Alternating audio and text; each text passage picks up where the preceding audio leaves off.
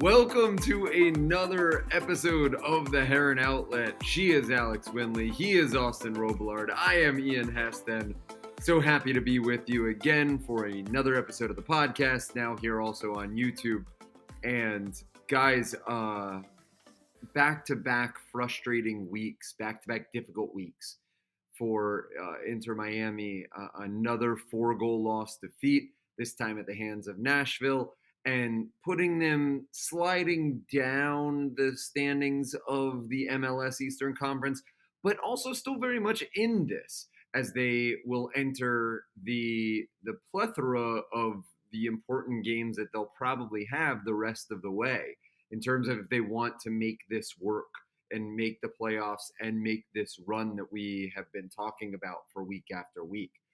It starts a 4-game road trip, a very long one that we'll talk about later. But let's go back to Nashville, 5-1. They gave up the early goal. They had the Gregory red card.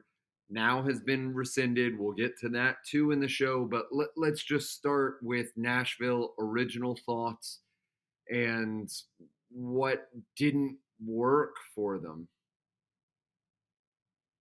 Yeah. Well, you missing your two best center backs, right? I mean that's kind of where I'm kind of going with this. I think that the makeshift back line was definitely tough to say the least. I thought Gregory actually played a pretty decent game as a central center back, but I think it was the other sides that really let him down, and actually the whole entire unit, including Nick Marsman. I think everybody was kind of let down themselves there, and I think without Nico Figo and LGP, you're destined to struggle. And, they were going to always run into a problem where yellow cards were going to be an issue. Did I think that it was all going to happen at the same time? No, but anybody could have called it from day one that, LGP and Figo were going to get yellows, and now Gregory's on this yellow card train. And I mean, that you have to be more disciplined, right? And now missing both Figo and Gregory for the Atlanta game, you have another worry with that back line. And one thing I'm interested to see what Phil Neville shifts. I think that a makeshift back line with three center backs as a back five is very questionable, to say the least. It's a tougher system to play without, full on, practice and comfortability. And I think that Phil Neville did talk about the possible shift in formation and system change, and he didn't end up going with it. He stuck with what he had been playing and what they had been successful with, but it wasn't with the same personnel.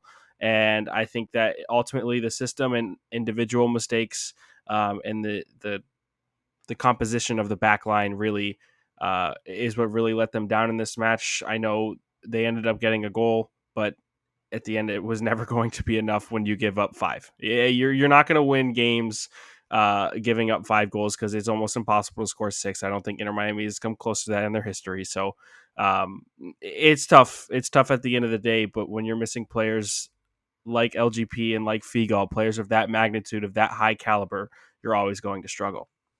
Alex, it Yeah, sort of snowballed, right? Like it sort of snowballed. That early goal, it didn't feel right, and then it just got worse and worse and worse.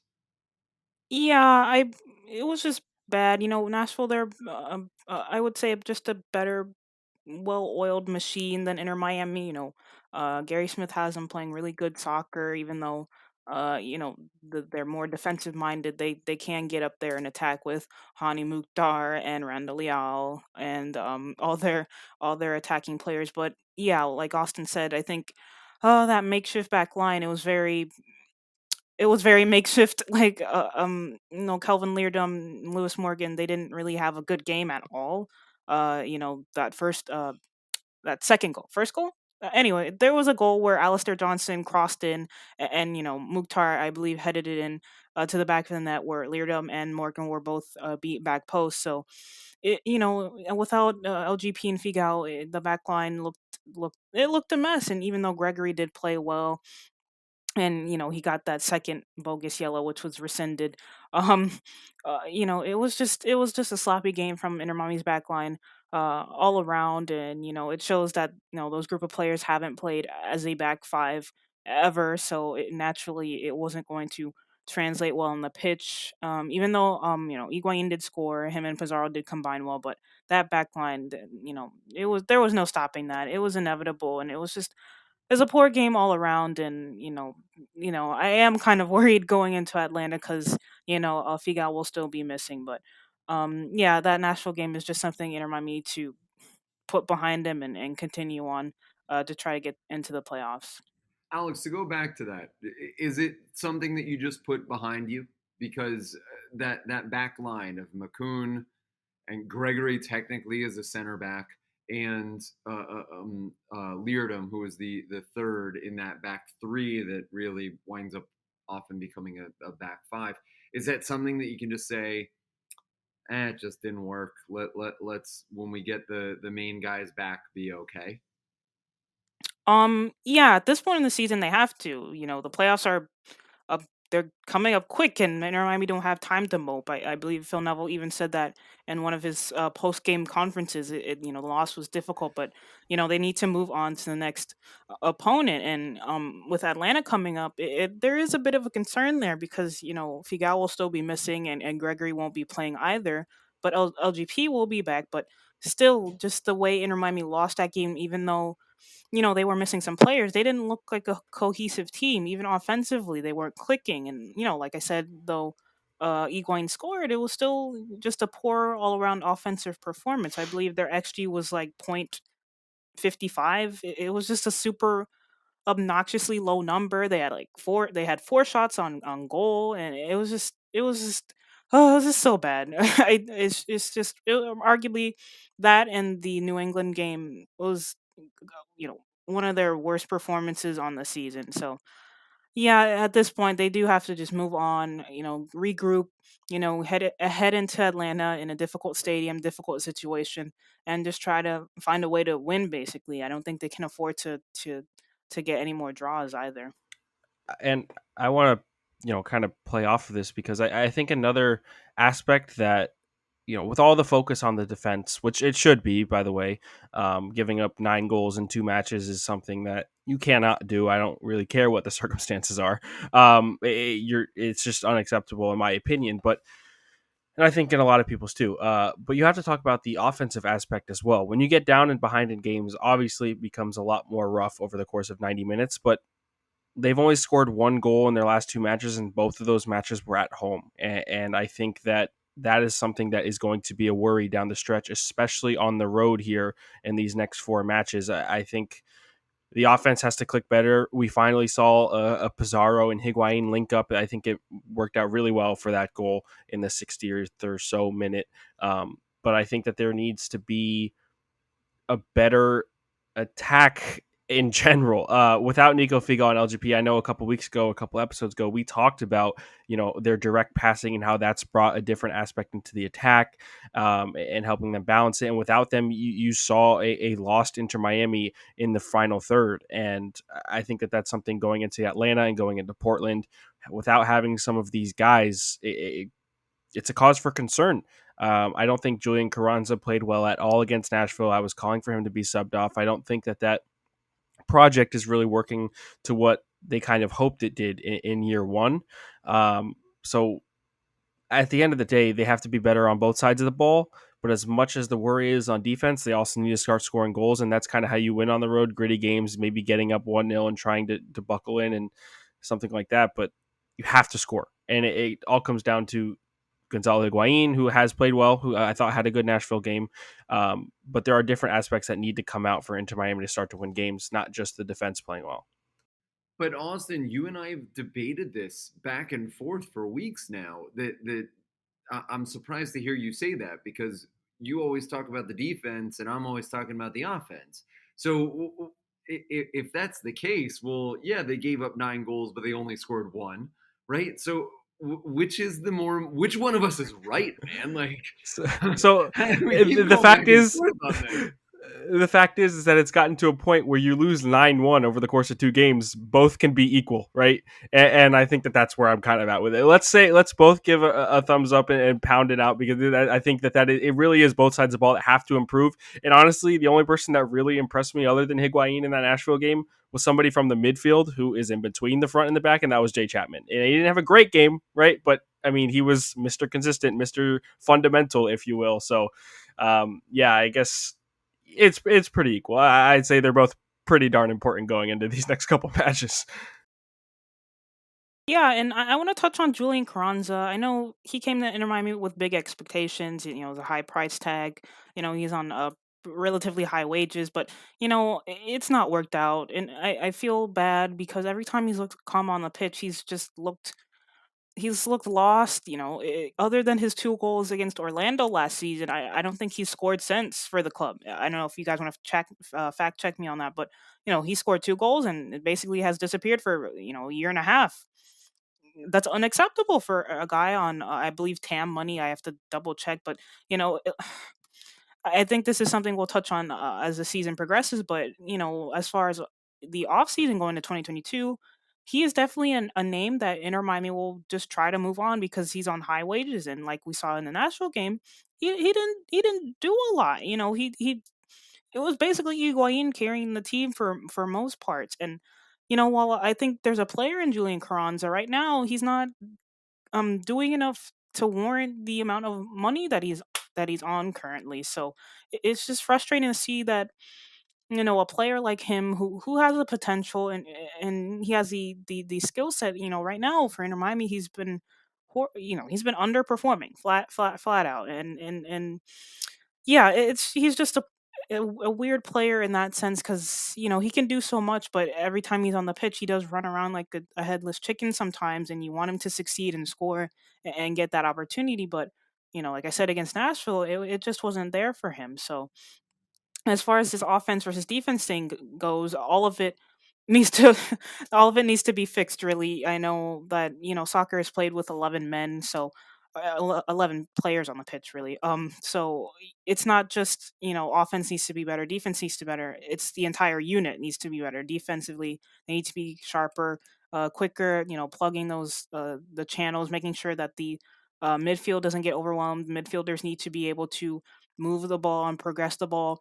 That's why they're called midfielders, from defense into attack to transition seamlessly. And offensively, they need to combine better in the opponent's final third. And with Inter Miami, though they did go on that unbeaten streak, they've not the last two games they've not done that. So it's crunch time for them, so they're just going to have to find a way to win. And that starts on Wednesday against Atlanta, if they're up to it. Pizarro and Higuain, they're gonna have to combine well like they did against Nashville. So yeah, it's not impossible for Miami, but they just need to improve as a team, as a whole. Just to fact check you, yes, that those are the only two goals that Carranza has scored for Inter Miami.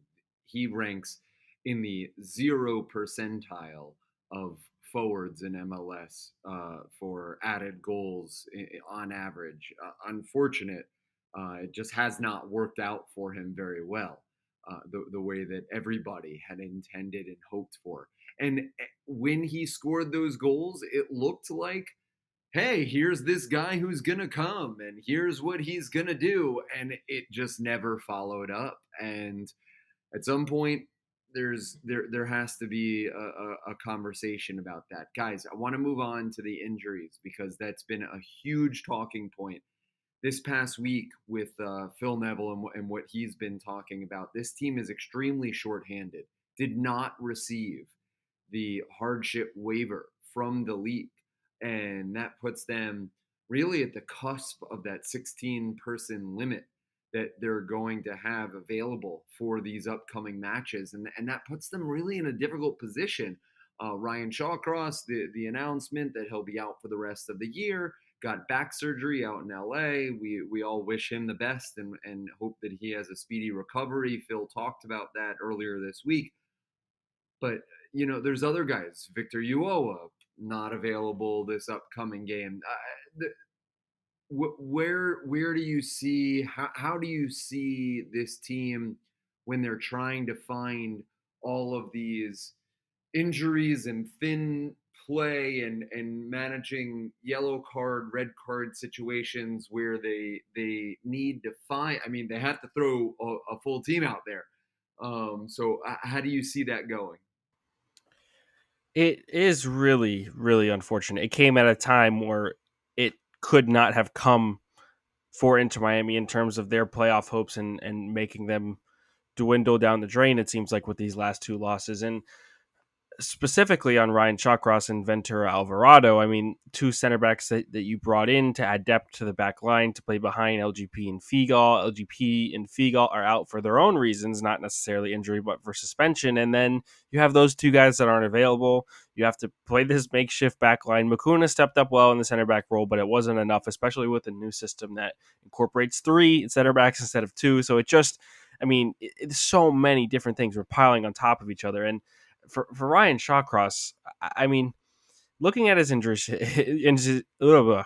at his injury history, sorry, and looking at his age and his comments before coming into the league, this is not reporting. This is purely my own personal speculation. It just doesn't seem like he's gonna put on a football kit ever again. I mean, I didn't get the chance to ask Neville this question. I would have liked to see what he thought about it going into 2022. If Ryan Shawcross is mentally prepared or is mentally wanting to come back onto the football pitch, given he does have a family, he had just moved them here, and given his age But and Austin, the type of Phil touched on that very very much. That's why I wanted to jump in here. Phil was very adamant about how his ability to hang out with his family, and I think he right, even said put his socks on and get out of bed in the morning, like yeah.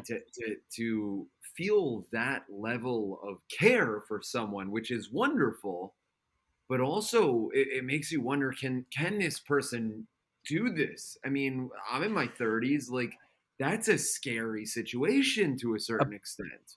Yeah, it's a back injury that affects your everyday life. That's where Neville was going with it, and not only he gave a time frame after the surgery too in terms of a recovery period. He said 6 to 7 months. That's like borderline ACL injury recovery time frame. It's going to take a long time and a lot of work for Ryan Shawcross just to do those normal everyday things without having to worry about injuring himself or going through any sort of pain. And it just seems like, why, personally, I mean, why would you come back? Yes, maybe for the love of the game. You love football so much. I mean, there's so many, every person is different, right? But at the end of the day, Ryan Shawcross does have to worry about himself and his family first, and not necessarily Inter Miami. I wouldn't, honestly, at all. You're not going to blame him for it. It's just an unfortunate situation that's happened and transpired, but it's hard to see that he's going to play past this season or ever again, especially in MLS. Maybe he goes to a league, League Four team in England or something. I don't know, but there's just no way. Like, I just can't see it personally. And like I said, this is not reporting. This is my own personal speculation. I don't see him putting on an Inter Miami jersey again, as unfortunate as that is. And honestly, maybe I hope to be proven wrong, but the context of what the situation is, the type of injury it is, the recovery time, the fact that it was surgery and it got worse over time as the story was developing, makes it all point to the fact that he may never play football again in his career. And yeah, when Shawcross initially signed, I made a tweet basically saying that he was insurance for Figal and LGP, and for a while he was. And I remember vividly, I got jumped by Stoke City fans saying, "Oh, he'll walk straight into Inter Miami's starting 11. He'll be one of the best defenders in MLS and whatnot." And Shawcross in his day, he was a great defender, but like we said, him coming off of that injury history, I believe he's 33 years old. He struggled with injuries.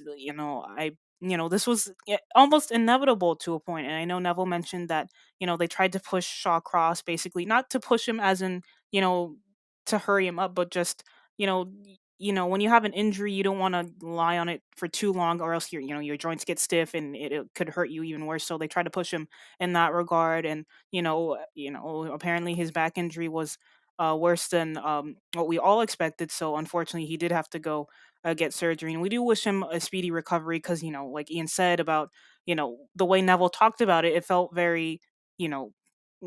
Like he's got to learn how to walk again, and when I heard that, I was like, "Wow, this is serious. This is not just him as a soccer player, but him as a dad and a husband and as a human being." So I wish Ryan the best recovery, but it's unfortunate and sad because in a lot of ways that in the beginning, a lot of people were skeptical of the signing, and unfortunately because of his long-term injury, we're seeing that unfortunately our predictions were correct on that. But yeah, as far as that, and I will mention Ventura Alvarado, he did have surgery as well, and he's had a minor setback. Neville did say that. So Inter Miami's a bit down when it comes to center backs, as far as that goes. So yeah, against Atlanta, I fully expect Leardon to start, but Shawcross, it's just an unfortunate situation all around, and like Austin said, I don't expect him to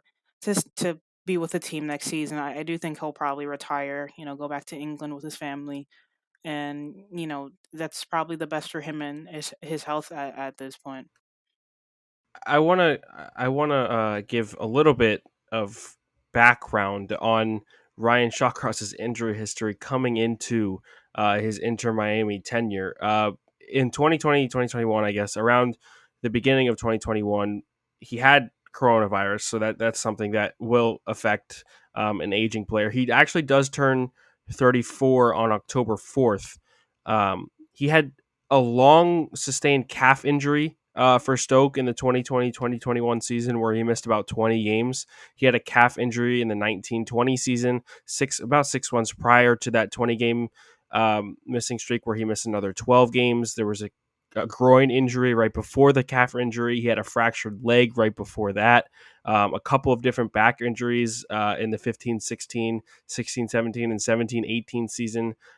This is not like a thing that just happened out of nowhere. Ryan Shawcross has gone through an unfortunate amount of injuries, and you hate to see it from a person to person's perspective. It sucks to see, but you have to then realize from his perspective, he has to take care of his own body for the rest of his life. He's got to live with it, and that's kind of where I make my speculation and assumption that there's no way Ryan Shawcross comes back to football. I think all of us can agree that it it stinks that you never wish that up upon another person, especially a person who has been committed to this endeavor and this end of his career that he wanted to do here in Miami and here for Inter Miami. Guys, as we move on, there's no easy transition to this, but we also do need to talk about discipline. And I think that is a cause for concern with this Inter Miami team. The news earlier this week that Gregory will have his second yellow card that he received in the 86th minute rescinded. I think fairly will be rescinded. I think that was the right decision. It was unanimous amongst PRO. So I think that's a very good statement from them to understand that wasn't a yellow card. So okay, it should have been 4-1 instead of 5-1. Whatever you want to make of that, kind of irrelevant. But I wanted to talk about it because he still does have 11 and will still miss the Atlanta match. And LGP also with that same amount. And Inter Miami has the second most amount of yellow cards in the entire East. I think only NYC FC has more than Inter Miami does. What's going on with this defense in terms of discipline? Why are they making those challenges so debatable the way that they are? And what can they do to fix this problem? It's their aggressive nature. Honestly, I think that's what it comes down to, and I think that the players have actually spoken to that as well. I think Gregory did. He says that Inter Miami on the defensive side of the ball want to play aggressive, and they're not going to not play aggressive out of fear of getting yellow cards. And I think that that's fair. You want to play to your style and your strengths, and I guess these are just the consequences that come with it, and maybe some at the end of the day should be a lot of them, if you're a super biased fan, you could say they should be rescinded or whatever. But at the end of the day, they're still getting these cards, and it is hurting the team. And I think that at a point now where they see what happened in the Nashville game, what potentially can happen going into this Atlanta game, maybe it's like a knock on the door saying, "Hey, let's tone it down a little bit." Gregory's been suspended 3 times now. This will be LGP's second suspension. Figal's gotten his first suspension. Um, it's a situation where I think not only Phil Neville needs to speak to them, but they need to speak to each other and say, "Listen, we're costing our team here." And this is where I say that Nashville was a wake up call, because they are costing the team at the end of the day. And going forward, now it kind of is. Here's my positive take on this. Now that all three of them have been suspended, that suspension thing kind of resets, so they all have to get 3 more now within succession of each other without having 5 games in between. Going into the stretch is almost perfect, really. I mean, yes, it cost you, but It's now that it's you really, the margins on this are so small. Like, this it is is so razor thin right now. right, yeah, and now exactly they have to look at the playoff table. If this was game 3 or 4 or whatever, however you want that to look, and suspensions are coming then for, let's say, red cards that early in the season, that's different. But playoffs are on the line. The rest of your season is on the line. What you are here to play for is on the line, and that's where it comes into question. We need to relax. We need to figure this out because we're costing our team. But like I said, now LGP needs 3 more after this Atlanta game. Figal's going to need 3 more starting the Portland game, and then same thing with Gregory going into the Portland game. So there are that's a positive take from it, positive spin, but I won't be the person to say that I'm confident they won't each get 3 yellow cards within the next however many matches Inter Miami play, because I think another one might get suspended. I honestly think it could happen. And the fines itself, I think when it comes to that, I think MLS fines them. Gregory will have had the most, considering he's been suspended 3 times. He's had no stretch where he had 5 games without a yellow card. By the way, that's really bad. I think LGP's done it once, but those fines are going to accumulate, and then obviously the goals are going to accumulate on the opposite end. So that's where it's going to come into question, and they're going to have to look at themselves and say, "Hey, we need to relax." But it comes from an aggressive nature, and I think you can't fully blame them, but it is what it is. Alex, I want you to build off of that, because does he just not care? Is it as simple as that? That he, it just doesn't matter to him that he racks up these yellow cards, and that's fine. I would love a CDM that plays with that fear, or without that fear, that it's going to keep happening. But is that just like part of the game for him, and he just doesn't care? Yeah, I think that's part of his game, really. As a center defensive midfielder, you've got to do that dirty work. So, well, hypothetically, your more creative players, but Miami is, down to one maybe, which is Pizarro. So, as a CDM, you're supposed to do the dirty work for the more creative players, but and that's what Gregory does most of the time. He takes those and LGP and Figal for the most part. They take those yellow cards. So so they can stop opposition counterattacks basically. And sometimes it is getting to a point where they're starting to cost Inter Miami games. Look at Nashville. 2 of them were missing, and now against Atlanta, Figal will be missing. So it's a blessing and a curse that you have aggressive defenders slash center defensive midfielders, because they will throw themselves into a challenge, but at the same time they're liable to get yellow cards. I will throw out a stat real quick from Mike Conti 929 on Twitter. I believe he's at Atlanta United radio play by play for the team. Fouls conceded per match in the 5 all-time meetings between Atlanta United and Inter Miami. Miami has 19.4 and Atlanta have 13.4 fouls. So tomorrow someone else will pick up a yellow card, because whenever these two teams meet, it gets extraordinarily chippy. And with LGP being back, he will probably get a yellow tomorrow. I will bookmark this. He will probably get a yellow tomorrow. So it's a never-ending cycle for Inter Miami, and these yellow cards. And I did ask Phil Neville after the Nashville game, do you think that Inter Miami is unfairly targeted with some of these yellows? And he basically said yes, but at the same time, not like MLS has a vendetta against them, but yes, certain yellows aren't yellows, certain red cards maybe are a bit soft. That's what he meant. But he did say that Inter Miami were a bit too aggressive sometimes, and that it's starting to cost the team. They have to play smarter. So, going to this Atlanta game, I'm sure that he'll echo the same sentiment that, play aggressive, but be smart about it. I mean, I'll point blankly say it. Like it's enough already. I think that we listen week after week, all of us, to the national narrative about Inter Miami and why can't they play well at home and why do they get blown out at home. I think that they have more red cards at home than any team in the league. This just it's a constant targeting, and it's wrong. It's simply wrong. There's something to look at as to why it happens. Um, I'm not gonna name names, but when you look at the sheet and you see certain names that are gonna pop up, you have to know you're in for a difficult time every single week, and I don't think that that's unfair to recognize patterns that happen that way. Um, I wish more that we could talk honestly about it and just say, okay, this is the situation about what Inter's going to face in this game in X, Y, and Z, and move on. I just don't think that I hate like ref talk because ref talk is really stupid.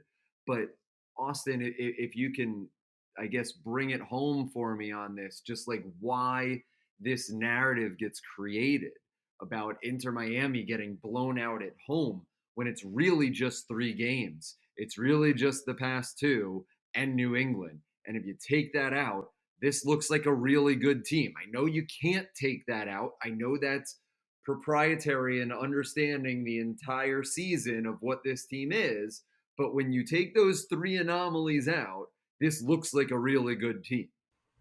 First, I want to say if they did not get blown out and they were just to lose to Nashville, that would be one thing. But they did get blown out, and that's another. But at the same time, any of those people who are saying Miami were blown out at home 5-1 by Nashville, who came in and just destroyed them. Well, not any. I guarantee you, 20% or less of those people understand the context of what had to happen in that game in terms of what Neville had to put out on the field, and the yellow card situation and all of it. I mean, context doesn't really matter. It's the result at the end of the day that matters to people who just need to write something that's going to get clicks, right? And I think that that's kind of where the national narrative and everything derives from. But I think too, I think it's naive to think that it's just happening to Inter Miami. I mean, I will be one to say I don't watch every single MLS game. I don't watch every single Champions League game. I don't watch every Premier League game. And when I see that That's fair. Sheriff, That's really fair. That's a fair argument that there is an inferiority complex with how it's being treated. That doesn't mean that it's not happening. well, yeah, we have the best perspective, right? And that's like our kind of plus one on everybody else. We cover this team on a literal day to day, hour to hour basis. These guys don't. And these guys are looking at a club who came into the league who said, I want to be a global brand. I have all these expectations. Jorge Mas at the beginning of the season said, we're going to be top 3 in the East.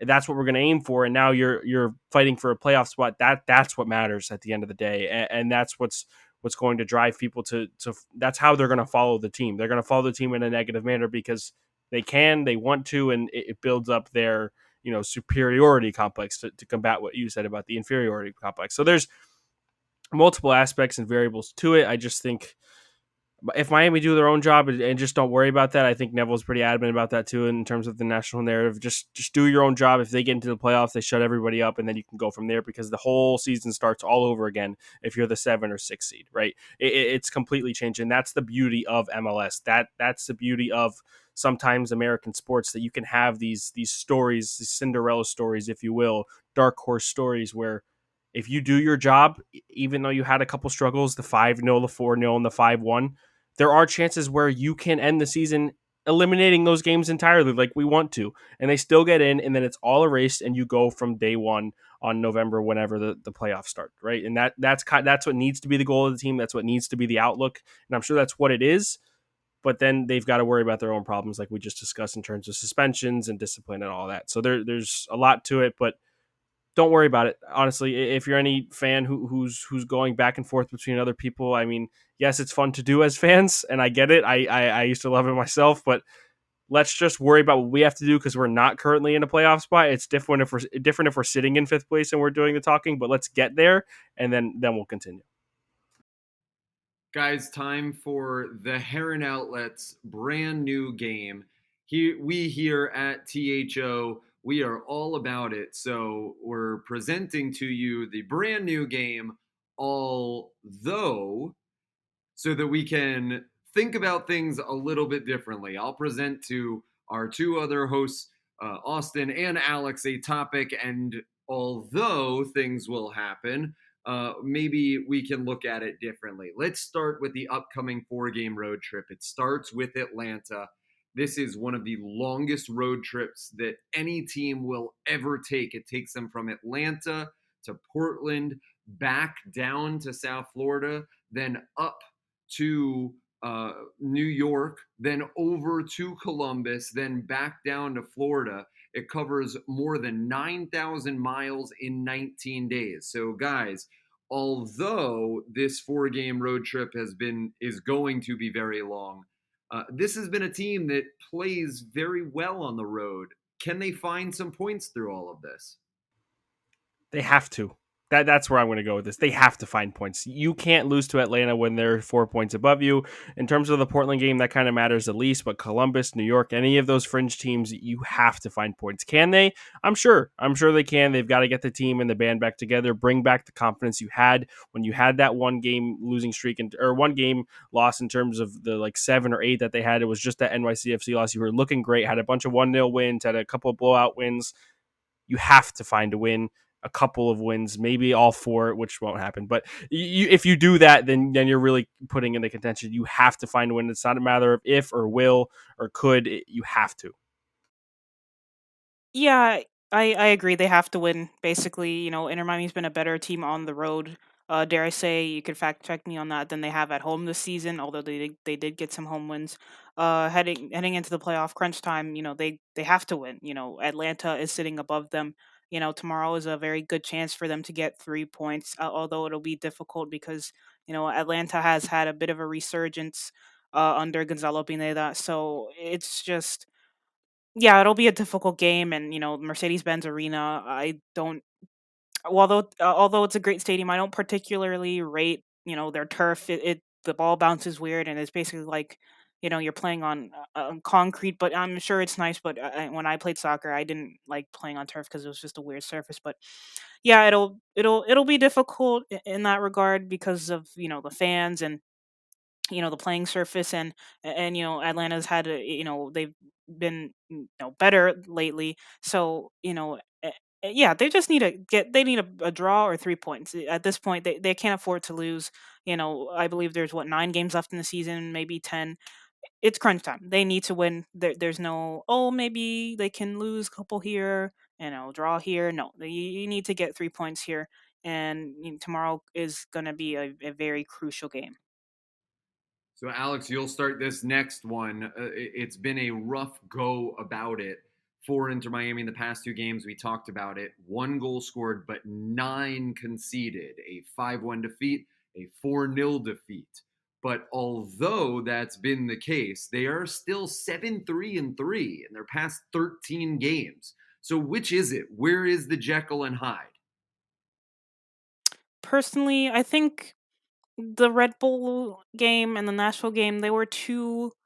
Uh, I want to say, the warning signs were coming. I think that Toronto game was a big indicator that that run of form wasn't necessarily sustainable.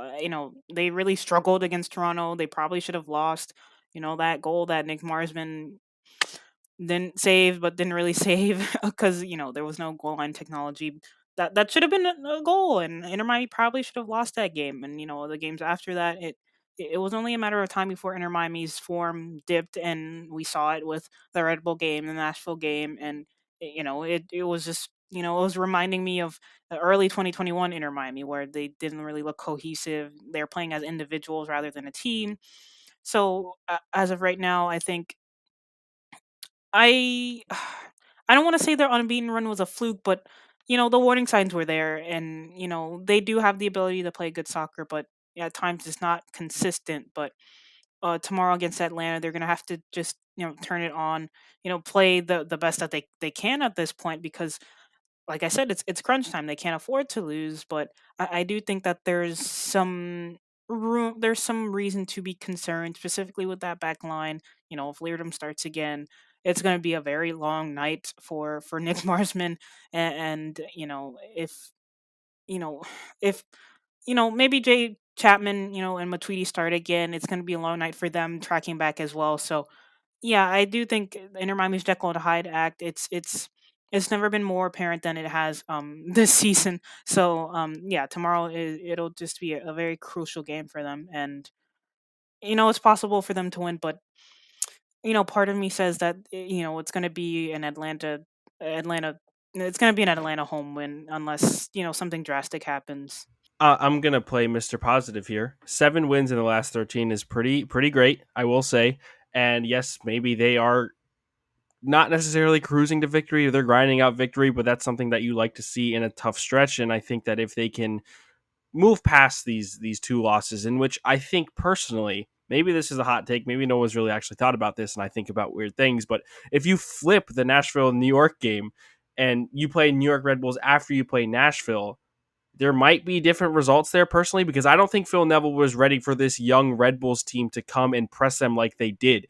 They were coming off those 3-1-0 wins, and if you have a Nashville game where you have been successful in these games in the past and you were successful in once this year and you got the draw earlier, maybe it's a whole different ball game and you're not playing an unfamiliar opponent. I think that that's something that to think about. Obviously, you can't go back on it just like you can't go back on the losses, but I think that it was kind of just a shock. And then obviously the Red Bull game led to the suspensions, and then you have the 5-1 against Nashville. So I think in terms of what they've done in the last 13, it can't be overlooked. It can't be overlooked at all. They had an amazing run of form, a run of form that put them back into contention after being bottom feeders in not just the Eastern Conference, but in MLS and the Supporters Shield run. They were 27 out of 27 just before the run after going off 6 losses in a row.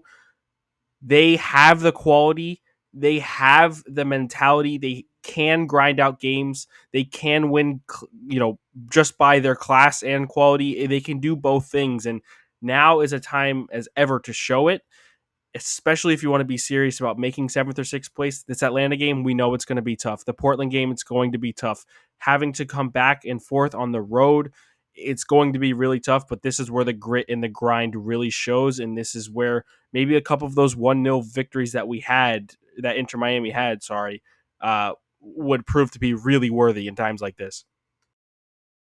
I will say that it, like I said, it's not impossible, but I'm gonna push back a little here. I just think, not to be a negative Nancy, but I just think that you know during Inter Miami's unbeaten streak, the warning signs were there, and while getting those 1-0 wins were nice, and blowing out Toronto, and getting that 3-2 win against Chicago were nice. Inter Miami don't score a lot of goals other than that. Those were the only instances where they've scored, and the Cincinnati game earlier this season, those were the only instances where they've scored 2+ goals. And their last couple of games, they've not looked really dangerous, and yes, they've been missing players. I just think that, especially against Atlanta, they've got really crafty players that can expose you, play this really nice one touch football. I think that if Inter Miami as a unit, either they're not defending well and they're not attacking well. I do think that if Atlanta get one, I do think Miami is just going to fold, like they did earlier in the season, where they didn't really have a lot of confidence, nor did they have a lot of fight. And I will say that we've seen Inter Miami fight back, yes, to grab a point or another goal, but I think that was just it wasn't a fluke, because we know that they have the talent there if they apply themselves, but it's just a matter of them playing as a unit instead of 11 individuals on the pitch, which so many times, if Miami concede a goal, that's what they revert back to, hero ball. They try to do too much. They do too much at one point and not enough for each other. So I'm just worried about that, and I'm super concerned that they're just not going to create enough scoring opportunities against this really good resurging Atlanta side for them to pick up a result. I feel like I might have like an angel and a devil on my shoulder, that I have a negative Nancy and a positive Pat on both sides, and we'll have to weigh in between. But guys, I want to talk about that Atlanta game, because Wednesday night, Inter Miami going to travel up to Atlanta, had a draw at home earlier in the year. We're going to talk about that in just a sec. But in Atlanta United falling 1-0 to Philadelphia last week. And although, as we continue our new game, that was the case, they were winners of 7 of their last 8. So could this possibly be the turn for them, where Inter Miami catches them at the right time that they need to? Austin? I'm gonna bring in my own although as a answer to your although, if that makes sense. Although they did not score in their We last call match. that all those squared. Although squared, exactly. Although Atlanta United did not score in their last match, in the 3 previous matches, they were scores of 10 goals over 3 games. That is worrisome for a back line that is going to be depleted in terms of personnel. So I don't think, and I think it's a fair point to make this an all those segment, just because of this loss against Philadelphia. Oh no, Atlanta's using form. No, they're not really losing form. It's one bump in the road. It was a hard fought game against Philadelphia. Shabalko ended up bagging the goal later on in the match. You still have to worry about players like Ezekiel Barco and those playmakers that you were talking about, Alex, that are electrifying almost for Atlanta, who have actually turned into becoming, because they weren't good at all to start the season, not even a little bit, but they have found themselves. I think the firing of the coach was a really good decision, very timely, and it seemed to work out in their favor. And they're on a playoff hunt just like Inter Miami are. So it is something to worry about. Those 10 goals over that 3-game stretch is something to worry about with the personnel that Phil Neville is going to have to put out across his back line. Yeah, I will say Atlanta, they have switched to this they do play five at the back now with their newest DP Luis Araujo. I don't know if I butchered his name or not. He's been electric for them. He's been one of their best players. They've switched to a back five, so it's worked for them. They're no longer playing that 4-3-3 that Gabriel Heinze had them playing earlier this season. So yeah, they'll match up well with Inter Miami. They're playing a back five. They've got two strikers up top. I believe it's more of like a 3-5-2. I gotta double check that, but yeah, no, numerically they're gonna match up well, and it's just gonna be a difficult game all around. Miami have to find a way to get a result, and if there's any game for Lewis Morgan to score in, it's against Atlanta. He loves scoring against them. Inter Miami put out a compilation of Lewis Morgan scoring multiple goals against Atlanta. So if there's any game for him to score, it's tomorrow night.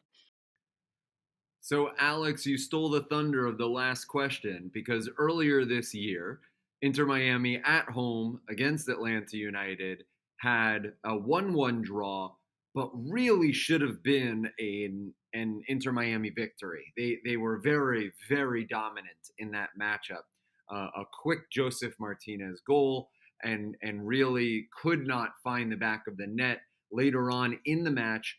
Lewis Morgan, as he is wont to do against Atlanta, find the equalizer that ultimately let them finish with a point. So, although the first game was a draw, where is Inter Miami going to find that magic touch that they just somehow seem to find against Atlanta United?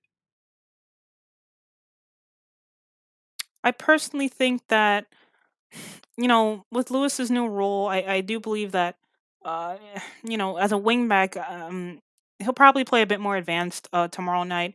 I know numerically they'll match up well, but if Miami play their cards right, he'll have a lot of space on that right hand side. I believe.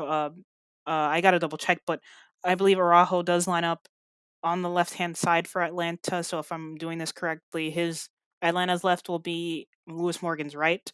So Araujo is a guy that does like to just drop deep and create, and he's an absolutely brilliant player, and he'll be a pain to defend, but. If he's out of position and Inter Miami can spring on the counter really quickly, that can leave a hole open there for, Pizarro to manipulate that space, or Vasilev, or whoever starts, Robbie Robinson, I don't know. So Lewis Morgan can get forward, cross balls into the box. Maybe Gonzalo can get ahead on it, or maybe they'll win a free kick. Hopefully, score off a set piece. But yeah, there's definitely weaknesses in this Atlanta side. But like I said, Inter Miami just need to create consistent scoring opportunities, and I do believe this is a game where Gonzalo and Pizarro need to step up like they did in that one goal versus Nashville. It's going to be a hard game. It's going to be a difficult surface. The fans are going to be on them. It's an away game, and yeah, they just need those 3 points, and the DPs need to step up at this point. Dare I say it, Phil Neville needs to switch the formation and not play Lewis Morgan and Kelvin Leerdam as a defensive right side, and move Lewis Morgan up the pitch, and not just because it's the Atlanta matchup and he's done so well against Atlanta, which is part of it, but at the same time, it was astronomically bad in this Nashville match. And I think that if you don't have the personnel to run the back five, you absolutely cannot run the back five. And we have seen why. Unfortunately, we saw why. And I think you need to run the risk in a totally different manner, especially with a true center back. You can play not Kelvin Leerdam. You can play LGP next to McCoon, two true center backs. I guess McCoon is he's a true center back. You can play LGP and McCoon next to each other, Gibbs out on the left and Leerdam out on the right, and then advance, whether it's a front three or a front four. Maybe you have a front four of, let's say, Gonzalo Higuain, Pizarro playing in behind, Morgan out on the right, and then Robbie Robinson out on the left, or maybe even a Vasilev if he is fresh enough and ready to go and Robbie isn't. But if you do start a front four, please don't start Carranza. That's where I'm going to leave that. I will add on. I want to clarify my Luis Araujo point. He's played in central midfield, but he's also during Atlanta's loss against Philadelphia, he played as the second striker to Barco. So I wouldn't say they had a pure. I believe Joseph Martinez did. I don't want to say re-aggravated his injury, but he came off of the practice pitch because of his knee injury. But I did read some reports that he'll get some minutes against Miami tomorrow. But him and Barco, they played up top against the Union as a bit of a a mid a strike partnership duo. So yeah, either way, it's going to be a dangerous, difficult game. They've got a lot of good players, and yeah, just I agree with Austin's point that maybe Lewis Morgan should go up the pitch a bit higher. I don't know who will occupy that third right center back spot, but he Neville could just change the formation, play a flat back four, which Leardom does apparently do better in anyway. So that's definitely a good shout. But would you revert it back to a 4-2-3-1, or maybe try a 4-3-3? Maybe try something else, because when Miami does play a 4-2-3-1, it never goes well. It's not gone well because central Alex, midfield wide. can I jump in on that? Can I jump in on Yeah. that? What about a hmm 4-3-3? If you're gonna play a back four, which I wouldn't do, but if you're gonna do that, why not just play a 4-3-3 and get everybody forward? Who Because who do you play in the because midfield? yeah, Rodolfo, he's a 10, even though he's not really that creative of a player. He likes to Yeah, I'm score more. playing You, Blaze, you Rodolfo, and Lewis. in the middle? Rodolfo's on the left, Lewis is on the right, Blaze is in the middle, and then And I'm then, throwing and then I'm throwing Oi. Robbie, Carranza, Pipito forward. wait, wait, wait, wait, wait. No. What You Am I about? don't getting play crazy Lewis here? Am I Morgan. getting Yes, too yes, crazy here? yes.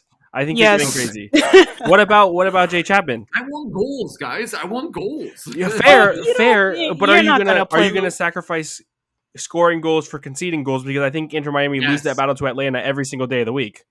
Yeah, with Sosa in that midfield, who's basically a bulldog, he's just gonna run down everyone. If you play a midfield three with Lewis Morgan, Blaze, Matuidi, and Pizarro, that's gonna be a giant truck-sized hole in the middle of the pitch. I'm just thinking about it. Not. I It's also don't think that they would. tactically. They wouldn't I'm shift together I guess well I either. guess I what don't I'm just think. saying. No, they wouldn't. They wouldn't. No, what I'm just saying is like I'm tired of this argument of trying to find clean sheets. It never happened. I mean, it did for a couple of games, but it just doesn't Four. happen. So just try and just get forward. Just go. I And I and will say I Matuidi. would rather win 6-5 than win one There, nil like that there's no was. even with that they don't score 6 goals. They don't have it in them to score six. Personally, I just don't think that I've seen any reason for them or any reason for me to say that they would be able to score 6 goals with Pepita, Carranza, Rodolfo, Robbie, and Lewis on the pitch at the same time. I don't have any optimism That's for it, fair. and I hope That's I'm fair. proven I, wrong. But I will say if you do play Matuidi as that DM, it's not gonna go well. It's just not gonna go well. He's not uh, like there's a smarter scout tweet that basically compares his stats to the average level MLS center defensive midfielder, and he's below that. So his numbers have been slipping since 2017. He's getting older, and he's getting past it a little. And sometimes, especially during the national game, it did show that he was just getting pushed off the ball a lot. Some of them were fouls, but they were just him in bad spots, not really receiving the ball with that clean first touch, and just getting himself into bad positions. So yeah, if you do play Matuidi there, it's gonna be a very long night. But I do agree that maybe Neville should switch to a flat back four. Chapman, Matuidi. I don't know who's gonna play as a CDM. That's why I'm the 4-2-3 one's probably the most likely formation when it comes to this. Even though I don't rate it a lot, but yeah, if Anova has a conundrum, let's see what he goes with. I don't think he'll deviate from that back four. I mean back five, because he's talked about keeping it consistent and playing players in their playing players to where they're best suited. So I don't think he'll flip the switch in regards to a formational change. That is our brand new game here at the Heron Outlet, THO, although. And I hope that you enjoyed that very spirited ending that we had. Austin, before we move on to Fort Lauderdale CF and what's going on with them, I wanted to touch base with you. This is a very exciting time. You're going to be on the road, heading up to Atlanta, heading over to Portland. Just how excited are you to be able to see these away days and what they're going to be like? I am very very excited to see the stadiums in terms of my personal interest, seeing the stadiums, going out on the road, traveling. It's one of my favorite things to do, and the fact that I am able to do it makes me feel very lucky, and I am grateful for it. I'm glad I get to do it, and I also love covering this club, and I think that getting the most hands-on accessible experience possible is super important, and that's also part of the reason why I do it as well. So I actually leave I'm sure when this podcast comes out, I will be probably at the airport for the flight to Atlanta. I will be arriving like a couple hours before game time, going to the game, coming back home. I do have to work on Thursday night, which is a little unfortunate, but then I leave back to Portland on Friday morning. So I have this like little gap where I might be a little bit tired arriving in Portland at like 11 p.m. their time, which would be 1 a.m. our time, or 2 a.m. our time, I should say. It's going to be rough, but there's nothing else I'd rather be doing than following this club on this journey in hopes for them to make the playoffs, and getting these experiences that I can not only keep to myself, but with the Heron Outlet, we can express it to you guys and share it with you guys as well. And I know that that's in the plans. So I'm really excited to show you guys what the journey is like following Inter Miami on this ridiculous road trip. More than 9,000 miles in 19 days. It is I'm not larger going than nine the. thousand miles. I'm not going No, nine you thousand are miles. Don't not. worry. But Inter Miami will be. It is a larger journey than an entire Premier League season for a London-based club, which I think when put into that context just shows absolutely the gargantuan task that they have in front of them. I would be remiss if I didn't include in here before we transition as we end the show to Fort Lauderdale CF. I would be remiss if I didn't include in the interim there a huge win for Miami FC. A really, really impressive win from them, a 6-1 victory this past weekend and solidifying their place in the playoff push in the USL Championship. We hope to have a lot more coverage of Miami FC and what they're doing on this playoff run in the upcoming weeks as we keep going. But really, I mean, when a local team wins 6-1, it deserves a big round of applause. And what they're doing this season has been very good. They currently sit third in their division inside of the USL Championship, with a chance this weekend to move into a the second place spot, which would give them a home playoff berth. So we'll continue to monitor that for them and see what happens. Alex, I wanted to end with Fort Lauderdale CF. That obviously a quick week off. They get some rest, get some guys that were able now to train with the first team. And as Phil said, earlier this week, going to be training with the team for the rest of the year. Very exciting for them. They currently are in this pack that no one has been able to get out of. And as they look towards a very tough game on Friday, what's the biggest really situation that you see that they need to sort out to make sure that that 2-2 loss that really should have, or 2-2 tie? I mean, I say 2-2 loss, but it felt like a loss because they really should have come away with all 3 points. And in this situation where everybody is so jam packed together, dropping 2 points like that when it felt like they were so in control really hurts, doesn't it? Yeah, that game was a very weird one. It was, Miami. They excuse me, Fort Lauderdale. They looked, they played good soccer this game. They scored early. Hundal assisted Mitch Curry, and I thought it was going to be smooth sailing for them. And then was it South Georgia Tormenta? They got a goal back, and they basically went back and forth the entire night. Georgia Costa scored a. I'm looking at it now. He scored such a That was the goal gorgeous. of the season. That was the Yeah, goal it of the was season. Hands down. wicked Hands goal. down. Incredible goal. I'm really excited to see him to continue to develop. I like him as a player. He's very crafty. Very much a creator. Dare I say a player that Inter Miami is missing. But I digress. And then in the 84th minute, South Georgia they got the equalizer.